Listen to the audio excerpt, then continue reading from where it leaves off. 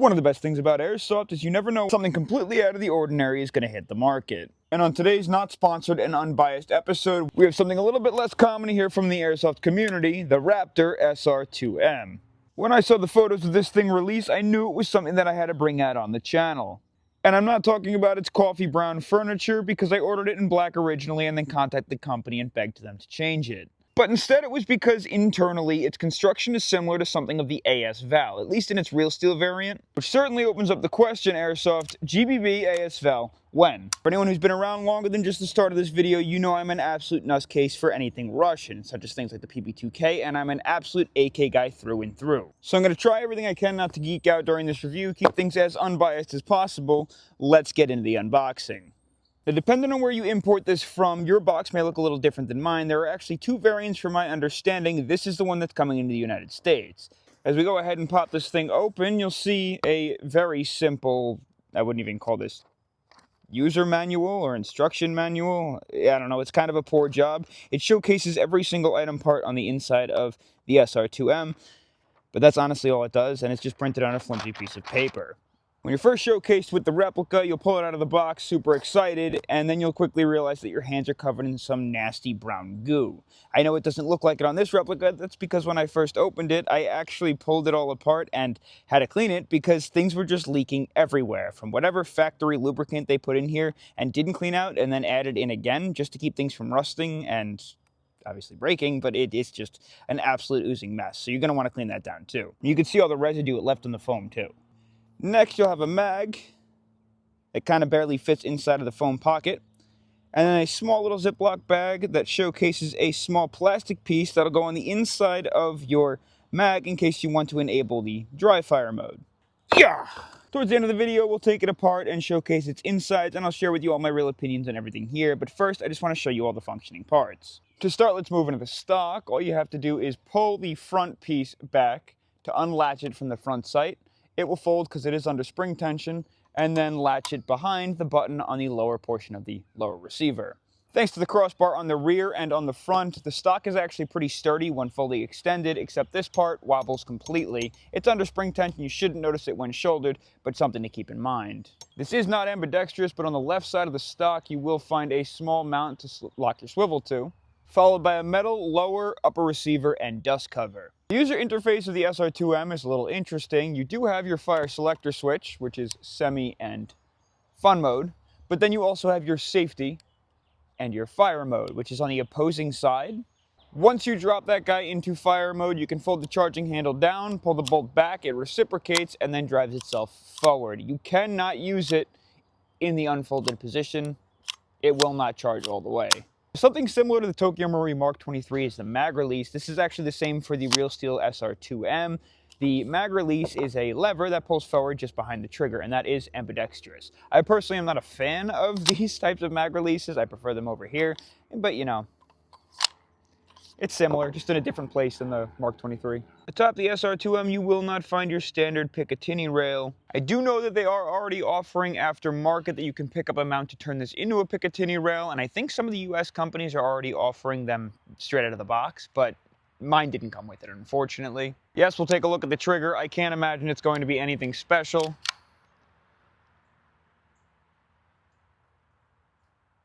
Oh my gosh. Oh my gosh. Okay.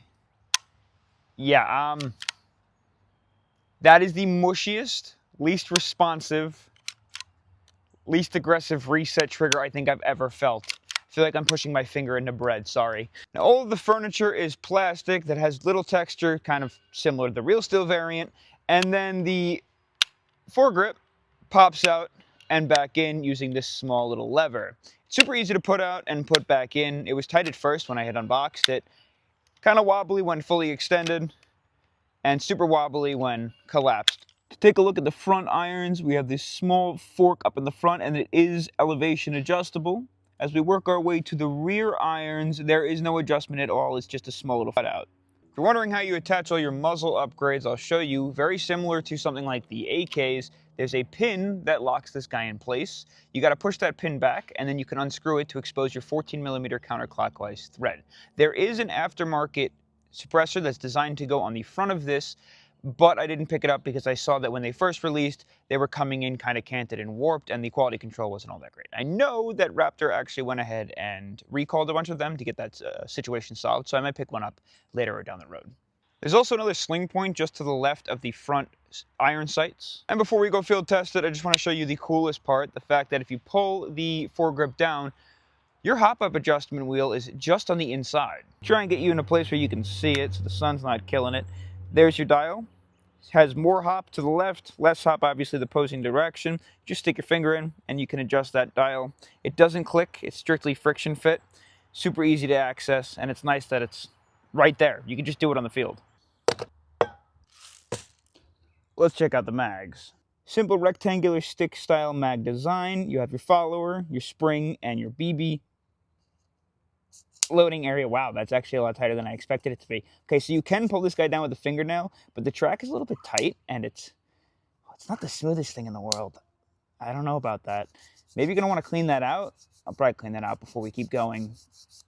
Don't want to lubricate that, though. It'll kill the trajectory of your BBs by covering them in lubrication. They won't be very accurate when contacting the hop rubber. Your feed lips are thick, so I don't think you're going to have any problems there. Right behind is the gas router. Something a little bit interesting that I can see right off the bat is we have a screw directly between the gas router and the feed lips, and I don't really understand why that would be there. They wouldn't use some sort of pin system instead to hold that in place. I feel like it should be fine right now, but if your nozzle's gliding over the gas router and then to pull a BB out and that guy starts backing out, it's just going to absolutely destroy your nozzle. So that's a super odd design. You can see your bolt stop on empty. I don't know if we're going to have to pull this down before we start loading or if that's going to do it on its own. Gas fill valve and then your gas release button. The mag base is simply just held in place by this small little pin. And if you depress the spring, you can go ahead and slide that off. Simple mag design. They're pretty light.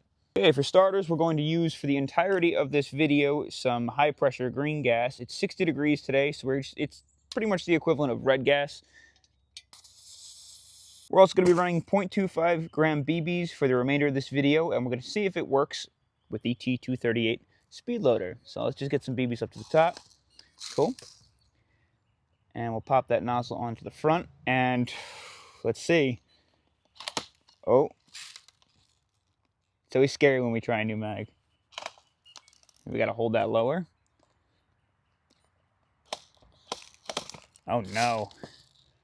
Oh, if the follower is that hard to put down and it also doesn't want to work, that's a real shame. I don't want to have to load this by hand. I guess we're gonna have to load this by hand. Now let's take a look at the gas efficiency. So I have a full mag here, and we counted 33 BBs on the inside of the feed tube, including the missing space. This is completely stacked, so I'm interested to see if it seats into the replica just fine. It is on a single full gas fill. We're gonna put it into fire mode, and then we're gonna make sure we are locked into semi.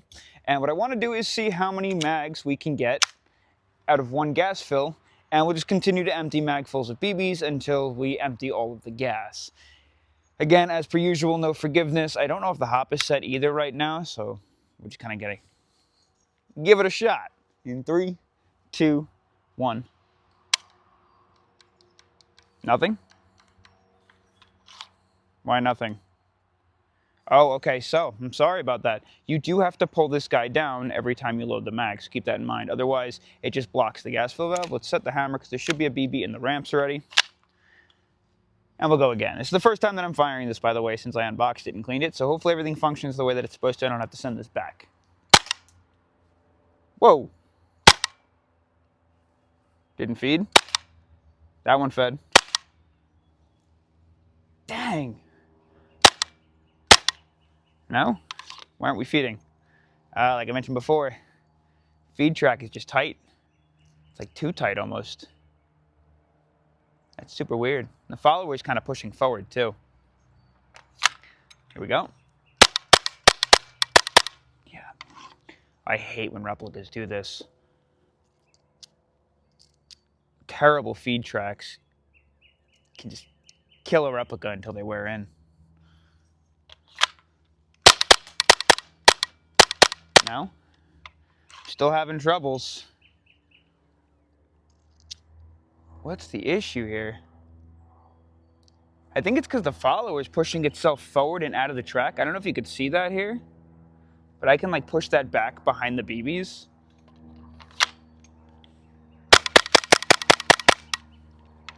All right, I'm gonna have to reevaluate. I'll come back. We've got a new mag fully loaded, and I guess let's give it another shot here. Don't forget to press the thing. Boom.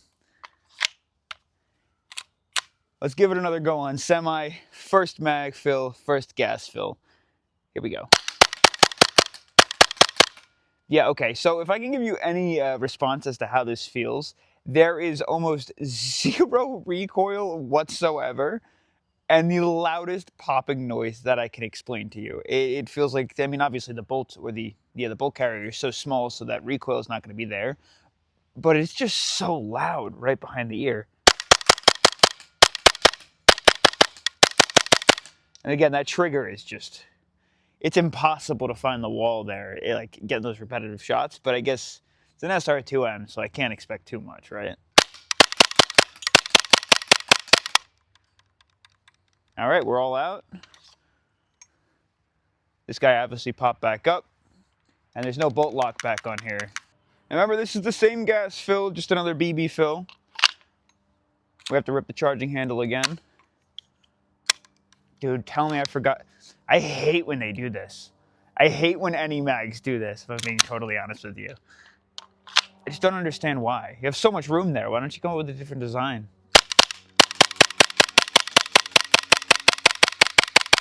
Starting to get a little soft. And bolts. We're all out. And we just barely made it through the second mag. Again, there was no cooldown there, but it's not the coldest day. It's like 60 degrees with red gas, so. At least it finished the full mag. Not too bad, though.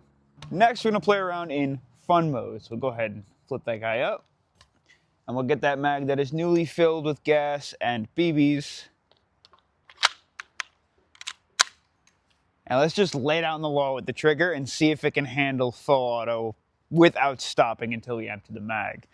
3, 2, 1. I feel like this is going to be super snappy with how light the bolt carrier group is.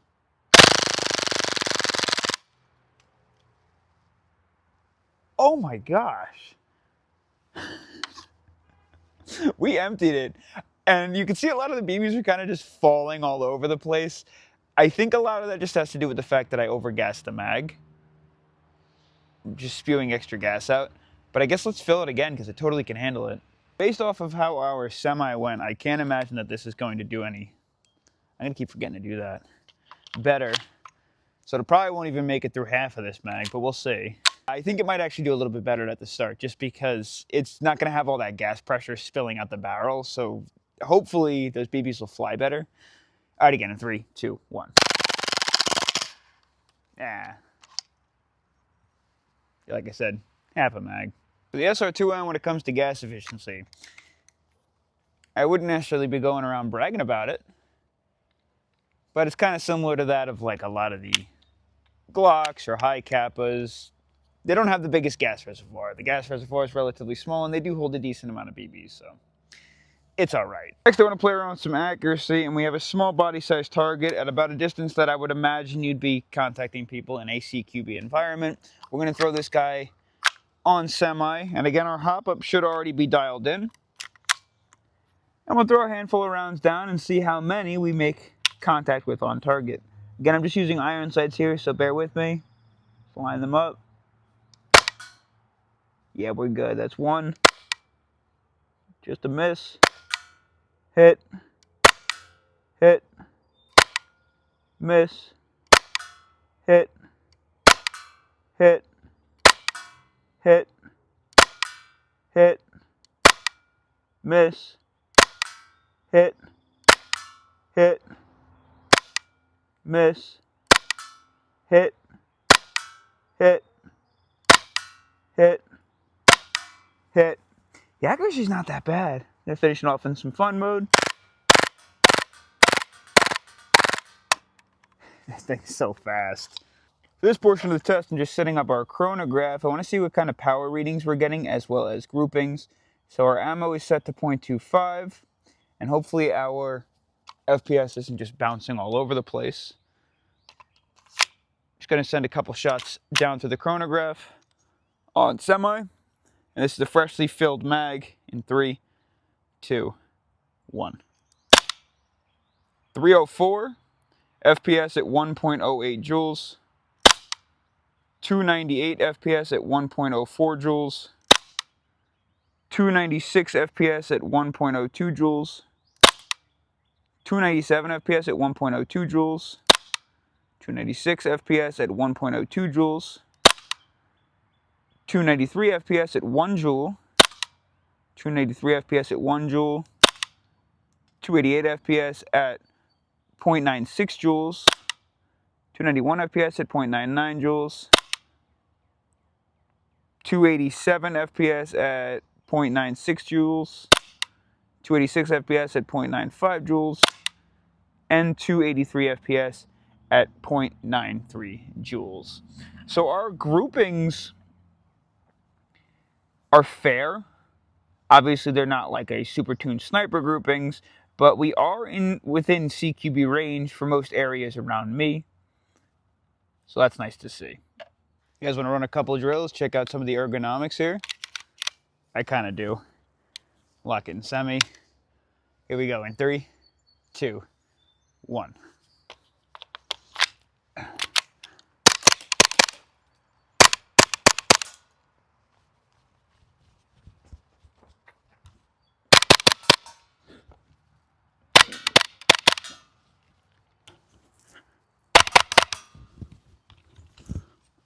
Oh, that's weird. The foregrip is really close to the end of the barrel.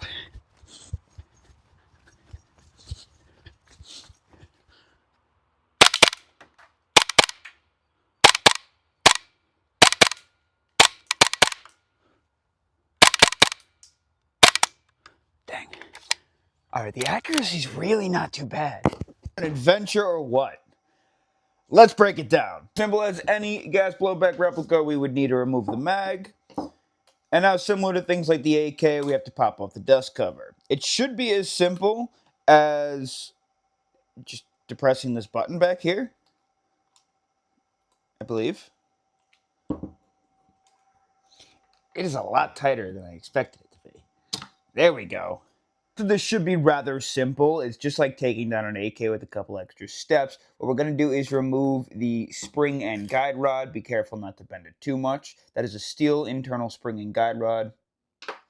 There's a second spring and guide rod that also has a buffer on the back. I don't know if you could see that. What we have to do is actually pull the buffer using the rod out from the rear and then pull it up. There we go. And again, be careful not to crimp the spring. That's a plastic buffer. There's a rod that connects all of that into the bolt housing. And then we can pull out the bolt. You'll see this tiny little cute bolt. And we'll check all the materials in a second. Now, if you could see this, this is how we lock the front handguard in place. You see this small little pin here? That's got like the half cut or like the half moon. If we lift it like this, it'll open up space for us to lift the handguard straight up and out, exposing the outer barrel, the hop dial, and all that good stuff. Next, we have to attack 4 screws and a pin. Again, 4 screws and a pin. And I'll show you how we pop those out, and it's going to detach this entire assembly from the lower. Shouldn't be too big of a deal. Just make sure you size everything up correctly so you don't strip it. These are in there actually pretty tight. Got to get them started. Those are really in there tight.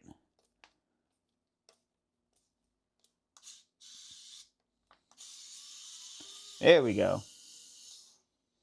I like to see that. I like to see that they're not going to be backing out of their own time. Okay, I'm going to take out this screw and then the other 2 on the other side. We got all 4 screws out. And last, we just have to knock out this pin. Again, this pin has to come out from one direction because it's got this big rivet on the other side. Just go ahead and pop this out. It should be easy to push out. Yeah, that's super easy. Be careful. That also locks the trigger in place or goes through the trigger. Now, the entire upper and lower should split in 2. And again, be careful. Like I said, that runs directly through the trigger. I'm not going to take apart the hammer housing of FCU and the trigger at all. You could see it all there. You shouldn't have to pull that all apart. And we'll just put this guy aside. Next, you have your upper, your hop-up unit, and your barrel assembly. And what we need to do is get the hop-up unit out. And this is really the furthest that I'm going to go. We're going to take out 2 grub screws on the side of the hop unit. And it's super interesting because actually your hop unit is a little bit further back, but your dial's up here.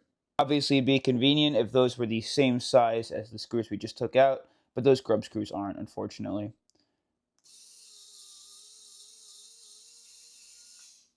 And obviously be careful not to lose those. Chances are you'll never find them if they fall on a rug. That'd be my luck. I would drop them on the rug. That one's tighter than the other one was. Come on.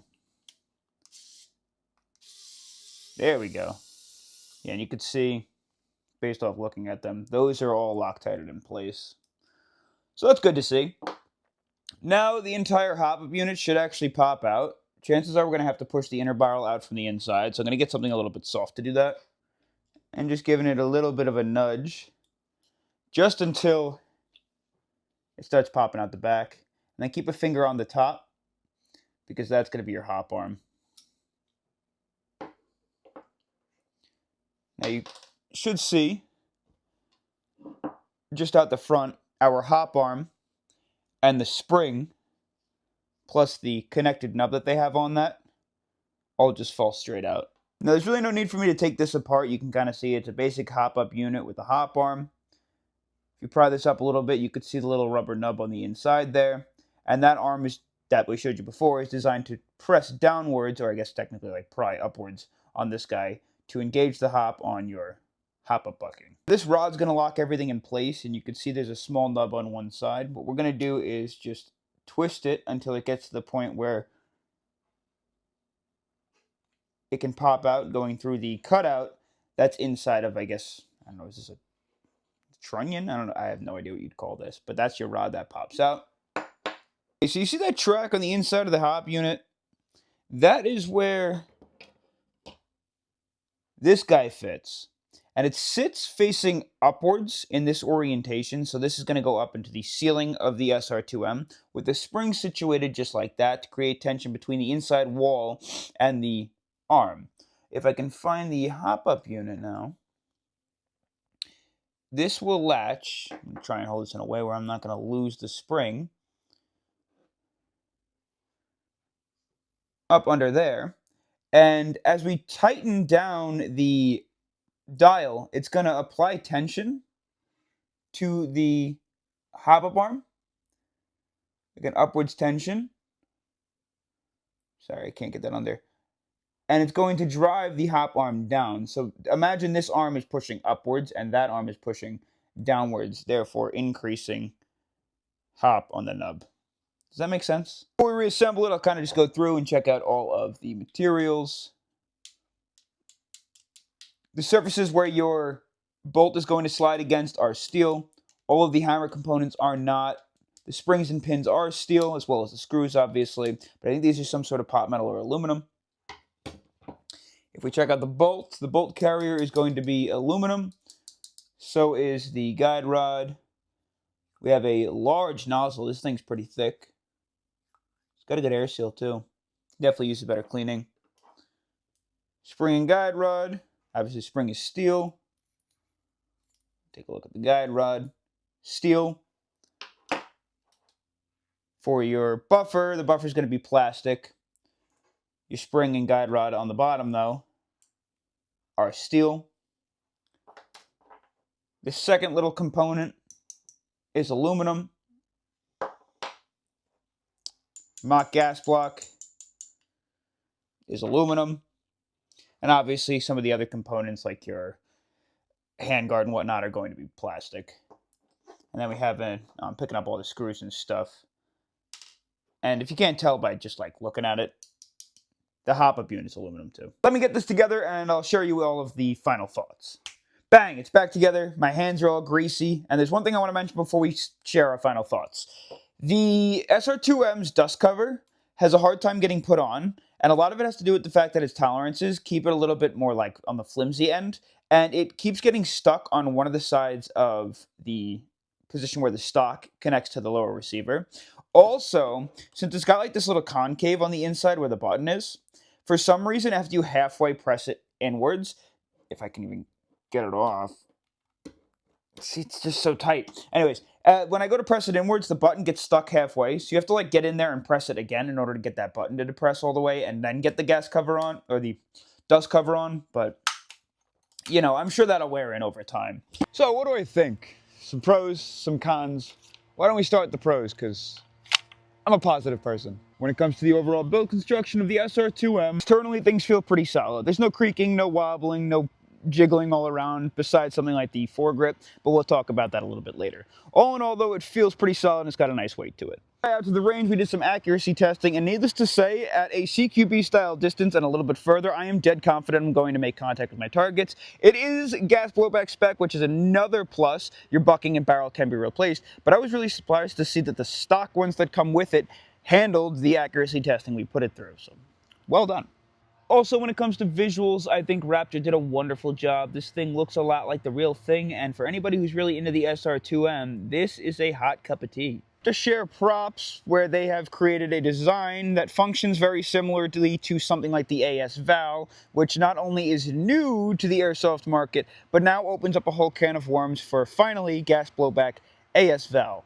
Seriously, when are we going to get one? Not 100% sure you're ready for the cons, but it's time. Now, from my understanding, Raptor worked with Lambda Defense in order to develop this thing, or maybe Lambda Defense just licensed it, I'm not really sure. Talking about a company that brought us the GHM9G, and that was pretty solid for its price point, also an SMG, so I honestly expected a little bit more from the SR-2M. Not that it's totally unfixable, but one of the mags, the feed track, was absolutely atrocious. I had to go in and sand it a ton, as well as clean it out in order to get it to work, and that's just unacceptable. Out of the box, that should come just fine. I also hate when mags have this system to lock back on empty. You could have went with something like the modified PP2K has, where you just build up the nozzle a little bit and have the nozzle stop on the BB follower in order to stop the replica on empty, instead of having this system, because that's going to get caught in a mag pouch, or I'm just going to completely forget to bring that down every single time that I fire it.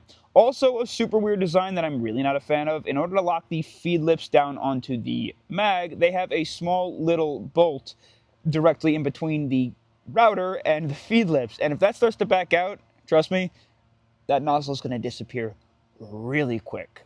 I don't know why you tried to reinvent that. Wobbly foregrip, wobbly foregrip. Wobbles even more when closed, which is super odd and uncommon, and it wobbles a whole lot when it's open. I wish I could sit here and DM to you what this trigger feels like, but the best way that I can put it again like I did before is it feels like I'm mushing my finger into bread. This is the single worst airsoft trigger I have ever felt on the planet. There's absolutely no response at all. Obviously, you don't purchase this thing looking for a quality trigger or a competition grade trigger, but this isn't even a bad trigger. This is atrocious. The real rife that I have with this thing is the safety selector. I'm not even confident that's going to stay engaged because it is just unbelievably loose. Like, super loose, which is just sad because the fire selector is solid. What were you guys doing here? I'm not even sure this is going to stay engaged when I fire it or move it around too quickly. To mention the price point we pay for something like this, where I think, honestly, certain parts that should be steel should just be made of steel because they're going to take a decent amount of wear. And it hasn't happened to me yet, but you can already see the point where the stock latches onto the lower receiver is wearing a ton. This is not made of steel. I think it should be. I have seen some horror stories, though, of people in the heavy recoil Discord. This just absolutely obliterating itself. And as I'm aware, there are no replacements available yet, so be gentle with it, or you're going to be 3D printing one. So, my final thoughts on the Raptor SR-2M. Fortunately, this seems to be pretty common in the airsoft market. When there's a replica that's made that is super new to the market, and it's one of, if not the only available of its model, well, the only reason I'd recommend this to somebody is if you have to have a Raptor SR-2M. If you don't have to have an SR-2M, I would just grab a different SMG. I had fun, though. I hope you did, too. Peace.